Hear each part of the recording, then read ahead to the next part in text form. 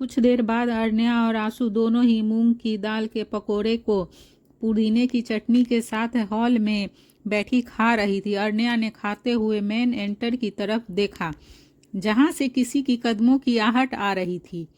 राज हाथ में अपना ब्रीफ केस लिए अंदर आए। अरण्या ने जैसे ही उन्हें देखा तो वह जल्दी से भागते हुए उनके पास चली गई और उनके गले से लग गई। राज पहले उसे देखकर चौंक गए थे, फिर उसे हक करते हुए उन्होंने कहा, अरु आप इतनी जल्दी कैसे आ गई?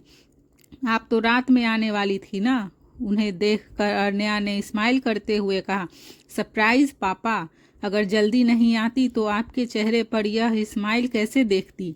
राज ने प्यार से अपनी बेटी के माथे को चूमा, कहा, अब हमारी अरु बड़ी हो गई है, देखो तो ज़रा कैसे सरप्राइज देने लगी है हमें। यह कहकर उन्होंने अनन्या की तरफ देखा, वह भी मुस्कुरा रही थी। फिर उन्होंने अरु से पूछा, ऋत्विक कहाँ है? उसके पूछने पर अरण्या ने उन्हें ऋत्विक के ना आने का रीजन बता दिया तो उन्होंने फिर से चौंकते हुए कहा, आप अकेले आई हैं? यह सुनकर उसने जल्दी से अपनी एक आंख बंद कर ली और जीभ दांतों के बीच लेते हुए धीरे से हाँ में अपना सिर हिला दिया। राज ने उसके सिर को सहलाते हुए कहा, बेटा एक बार बताया तो होता मुझे, मैं खुद आपको लेने आ जाता। उसकी बात पर अरण्या ने कॉन्फिडेंटली कहा, पापा look at me, I am 90 years old, आपको अब भी लगता है कि मैं अकेले नहीं ट्रेवल कर सकती? उसकी बात सुनकर राज ने मुस्कुराते हुए कहा, बच्चे कितने भी बड़े क्यों ना हो जाए, पेरेंट्स के लिए हमेशा वे छोटे ही रहते हैं। राज अभी अरण्या से बातें कर ही रहे थे कि तभी उनका फ़ोन रिंग हुआ। उन्होंने कॉल रिसीव किया और दूसरी तरफ से ड्राइवर की बात सुनकर उन्होंने कहा, आरू तुम्हें एयरपोर्ट पर कैसे मिलेगी? वह घर आ गई है, अब तुम भी वापस आ जाओ। कॉल कट होते ही अरण्या ने पूछा, पापा किसका कॉल था? राज ने मुस्कुराते हुए कहा, ड्राइवर का, आप तो पहले ही आ गई, वह बेचारा अभी तक एयरपोर्ट पर आपको ढूंढ रहा है। उसकी बात सुनकर अरण्या और आशु दोनों ही हंसने लगी। कुछ दिन बाद अरण्या को इंडिया आए 5 दिन से ज़्यादा हो गए थे। राज सिंघानिया के कहने पर उस मेडिसिन को बैन कर दिया गया था। उसके बाद भी कंपनी के कुछ लोग इलीगल तरीके से उसकी सप्लाई पर कर रहे थे। जब यह बात उन्हें पता चली तो उन्होंने बहुत गुस्सा आया और तभी उन्होंने अपने एक ट्रस्टवर्थी आदमी रोहित से कहा, इस पर एक रिपोर्ट तैयार करो और हाँ, उन लोगों का भी नाम रिपोर्ट में मेंशन जरूर करना जो यह सब काम चोरी छुपे कर रहे हैं।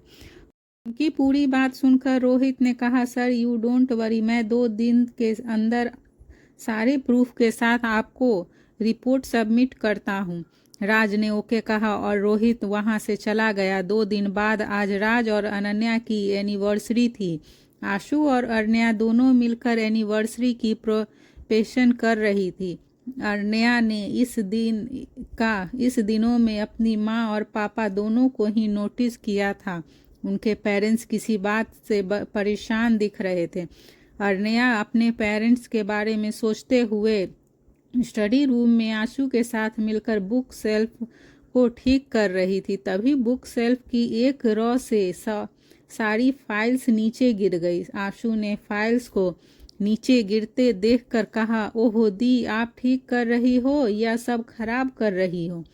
जिस पर अरण्या ने जल्दी से उसे कहा, सॉरी यार, यह गलती से मेरे हाथ से लग गई।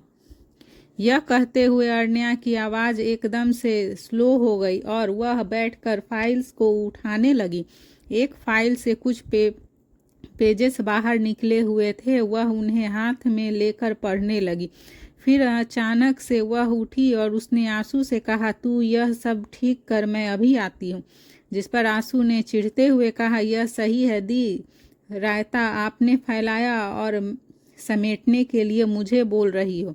वह उसकी बात को इग्नोर कर बिना कुछ कहे वहां से चली गई। वह लिविंग रूम में गई जहां अनन्या और राज बैठे बातें कर रहे थे। अरण्या ने अचानक से उन पेपर्स को उनके सामने रखते हुए कहा, पापा यह क्या है?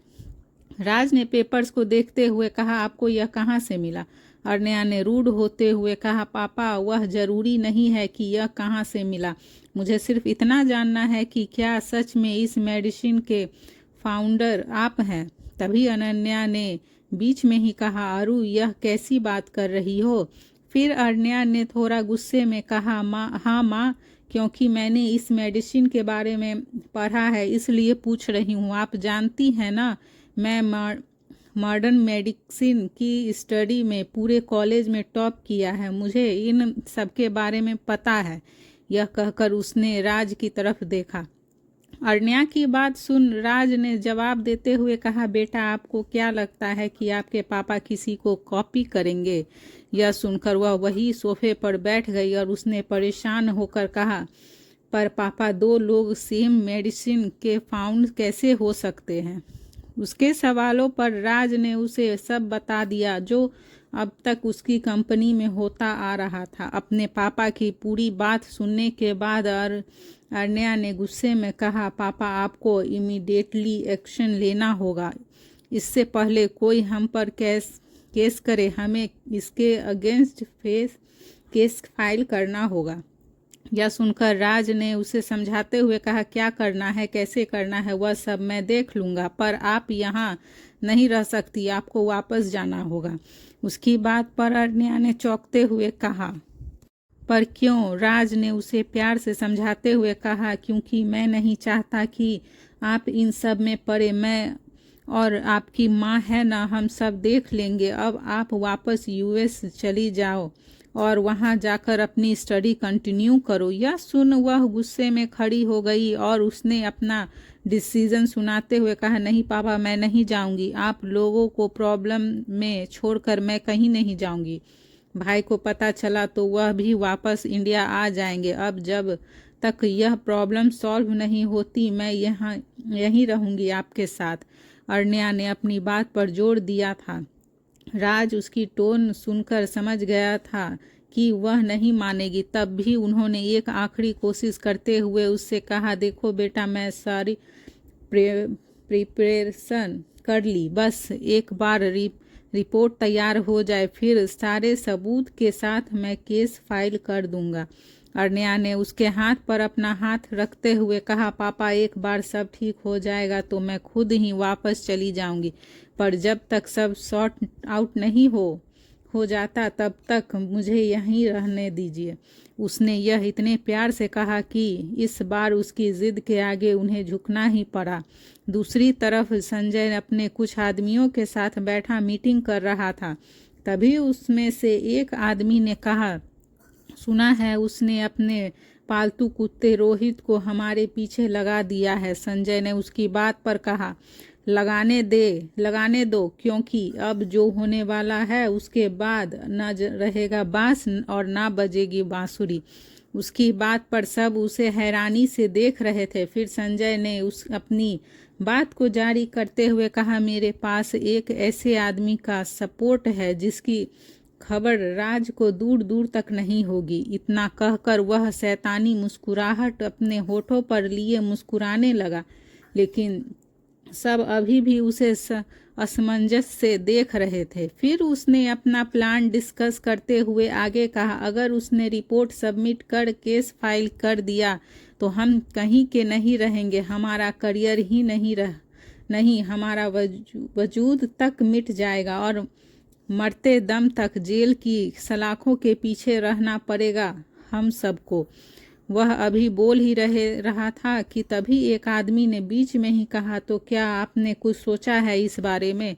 संजय ने सोफे पर अपनी पोजीशन चेंज की और उसकी तरफ देखते हुए कहा, वही तो बता रहा हूँ। यह कहकर वह सभी को अपना प्लान बताने लगा। अगर कंपनी का डायरेक्टर ही मर जाए तो, यह कहकर वह मुस्कुराते हुए सभी को देखने लगा। उसकी बात सुनकर एक आदमी ने जवाब देते हुए कहा, प्रेजेंट डायरेक्टर के मरने के बाद सभी शेयर होल्डर की सहमति से उसके वारिस को डायरेक्टर बना दिया जाएगा। कान इस हाथ से पकड़ो या उस हाथ से, बात बराबर ही है। जो काम हम राज को करने से रोक रहे हैं वही काम बाद में उनका बेटा आकर करेगा। उसकी पूरी बात सुनकर संजय ने सरकास्टिकली स्माइल करते हुए कहा, और अगर वह वारिस भी ना रहे तो? उसकी बात पर फिर से उसी आदमी ने कहा, अगर ऐसा होता है तो जिसके भी पास कंपनी के सबसे ज़्यादा शेयर्स होंगे और सभी शेयर्स होल्डर की सहमति से उसे ही चेयरपर्सन चुना जाएगा और वह डायरेक्टर बन जाएगा। संजय ने सारी बात सुनकर स्माइल करते हुए कहा, बहुत दिनों तक राज किया है इस कंपनी पर सिंघानियाज ने, अब वक्त आ गया है कि इस कंपनी की बागडोर कोई और संभाले। यह सुनकर उस आदमी ने चौंकते हुए कहा, आप कहना क्या चाहते हैं? फिर खुद ही सब समझते हुए उसने जल्दी से कहा, कहीं आप उनकी फैमिली। उसने अभी इतना कहा ही था कि तभी संजय ने कहा, मैं कुछ नहीं करूँगा, तुम्हें तो पता ही है आजकल कितने हादसे होते हैं, क्या पता एक हादसा राज सिंघानिया की एनिवर्सरी के दिन भी हो जाए। यह कहकर उसने सभी को डबल लुक दिया। उन सबके वहां से जाने के बाद संजय ने किसी को कॉल किया और कॉल कर उसने कहा, तुम दोनों के लिए एक काम है। दूसरी तरफ से कॉल पर सुन रहे रक्षित ने कहा, जो भी काम है उसकी डिटेल मेल कर दो, काम हो जाएगा। संजय ने उसकी बात सुन ओके कहा और स्माइल करते हुए कॉल कट कर दिया। 2 दिन बाद सिंघानियाज मैंसन को बहुत अच्छे से डेकोरेट किया गया। अनंत और ऐश्वर्या भी आ गए थे। उन दोनों से मिलकर अरण्या ने कहा, आई मिस यू मामा जी। अनंत ने उसे साइड से हक करते हुए कहा, वी मिस यू टू बेटा। फिर सभी गेस्ट के आ जाने के बाद राज और अनन्या ने अपनी 28वीं एनिवर्सरी का केक कट किया। अरण्या ऋत्विक को यह सब वीडियो कॉल पर दिखा रही थी। वह अपने इम्पोर्टेंट केस की वजह से अपने मॉम डैड की एनिवर्सरी में शामिल नहीं हो पाया था, पर अरण्या के खुराफाती दिमाग ने उसे वीडियो कॉल के जरिए इस खुशी में शामिल कर लिया था। सभी ने पार्टी को बहुत अच्छे से एंजॉय किया। पार्टी के बीच में ही रोहित ने एविडेंट के साथ रिपोर्ट को राज को हैंड ओवर कर दिया। राज कल ही केस फाइल करने वाले थे। सभी गेस्ट के जाने के बाद अनंत ने अनन्या से कहा, दी मुझे आज ही वापस जाना होगा, मेरी कल एक बहुत इम्पोर्टेंट मीटिंग है। अनन्या ने अनंत को रोकते हुए कहा, यह क्या बात हुई? आज ही आए हो और आज ही जाने की बात कर रहे हो। यह कहकर अनन्या ने अपने दोनों हाथ सीने पर बांध लिए और अनंत की तरफ से मुंह घुमा लिए।